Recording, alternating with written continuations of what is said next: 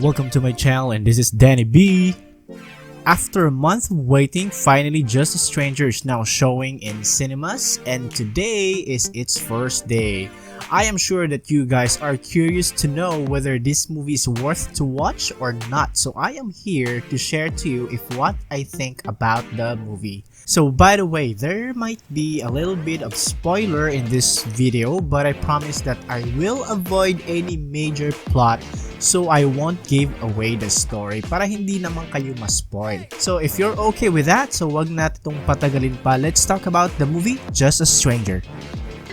Pumunta lang talaga ako dito dahil wala akong masabihan. Pero sana po walang makakaalam.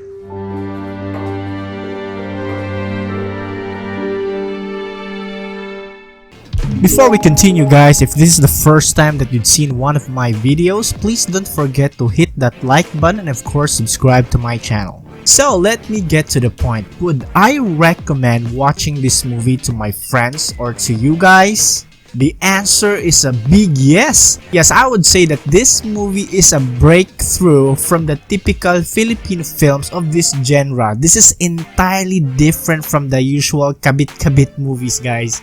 Bakit? Well, maraming factor, but I will tell you my overall impression later. But for now, I would like to highlight a few things first, which I am particular about, which is the picture quality and the acting quality in this movie. So after that, okay, I promise I'll tell you what I think about the entire movie. So first, let's talk about the picture quality. So I am very satisfied with the picture quality of this film. Ang ganda, promise. Kasi akala ko more on dun sa Portugal ang magiging settings ng pelikula. Kasi diba, yung Portugal, if you gonna look at or search Portugal in the internet, napaka-instagrammable na talaga nung mga sceneries nila. Kaya akala ko na they would use that or they would take that opportunity in this movie to make the movie beautiful visually. But the Portugal scene in this movie was just a little part of the movie. Kung ano yung nakikita nyo sa trailer na nandun sila sa Portugal, halos yun na yun lahat. And majority of the scenes were actually taken here in the Philippines, which turned out to be very impressive kasi if you will not keep in mind na nasa Pinas pala sila, may isip mo pa din na nasa ibang bansa pa rin sila. Di mo ma-distinguish yung quality compared nung nasa Portugal sila. Ang galing ng ginawa nila to come up with that quality, and I think nakatulong na din yung blue filter na ginamit nila para ma-augment yung ganda ng mga kuha nila. So picture quality, this movie is really impressive. Okay, so let's move on to the acting wise.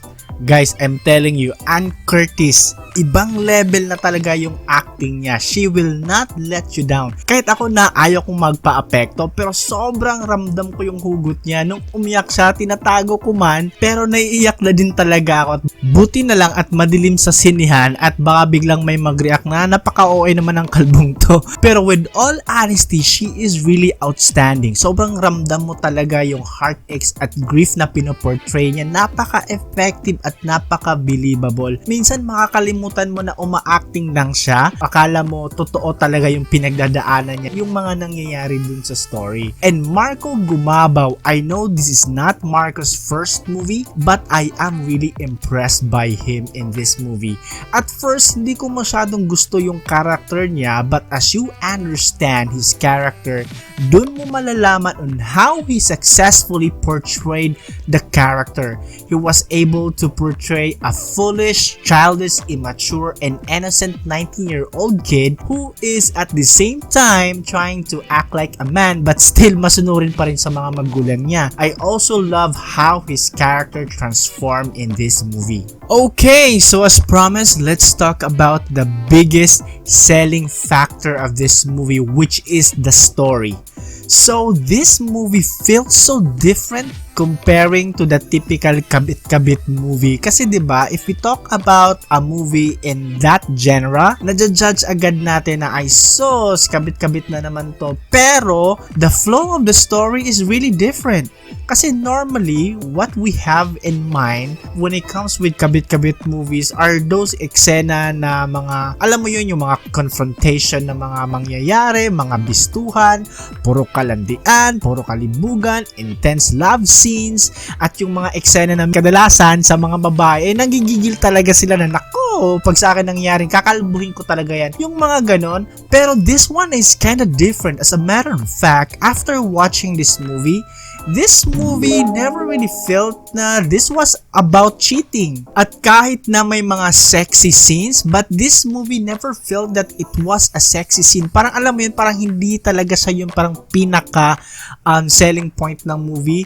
Hindi siya movie na parang para sa mga malilibog at para sa mga naghahanap ng excitement through sa pangangabit. This movie felt more like a movie about courage, about self-realization, about understanding what are the price or consequences to truly reach your happiness. When I say price or consequence, guys, okay, I am not just referring about giving up your relationship dahil na-realize mo na mas maligaya ka pa talaga sa iba o kaya ka nang cheat, but no, this movie is more than that. This movie will remind you that the measure of success and happiness is not by pleasing everyone around you or meeting their expectation, and in order to achieve your personal definition of happiness, you will disappoint those people that matters to you along the way. Overall, akala ko Direct Jason Paul Laxamana already showed us his best dun sa movie niya na sa 100 na tula para kay Stella at sa The Day After Valentine's. But in this movie, he really set his bar higher and was able to surpass and surprise us on what he put on the table in this movie. Ang di lang masyadong okay sa story is yung mga unang eksena na how they meet yung mga character. For me, masyadong cliche at saka napaka-superficial nun. But as the story goes, the story progresses so well. Ang naramdaman ko nga ay parang pinaglalaruan yung feelings ko. Kasi 'di ba, kahit saan mo man tignan, mali naman talaga yung mga pangangabit. Pero because of how the storytelling of this movie, makakalimutan mo na mali yung mga ginagawa nila, na sila yung masama, and later on, makikita mo na lang yung sarili mo na napapangiti ka sa mga characters nila. Magugustuhan mo din sila at parang maaawa ka sa kanila at para bang gusto mo na rin sana maging masaya sila sa huli, which is mali, diba? Kasi they are cheating, but it did not feel that way anymore.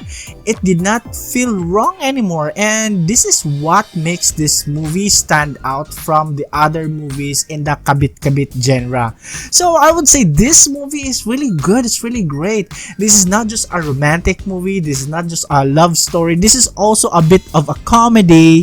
Merong mga eksena doon na talagang nakakatawa din naman. So yeah, there you have it, guys. So again, I highly recommend that you watch this movie, and I think this would really change your perception towards sa mga kabit-kabit movie. I am not telling you na this would change your mind dun sa mga nangagamit, but you know, just what your perception when there's a movie or a new movie coming out about sa pangangabit. Kasi this movie has really, you know, they made this movie really great. It's kind of different. It feels so different. I could not really understand what I feel first after watching this movie, but I would say it went beyond my expectations. So yeah, there you have it, guys. So Just a Stranger is currently in cinemas. So if you haven't watched this movie, watch it. And if you have any comment or suggestion, please let me know in the comment section below, and please do not forget to hit that like button and subscribe to my channel. And again, this has been Danny B, and have a nice day. Bye bye.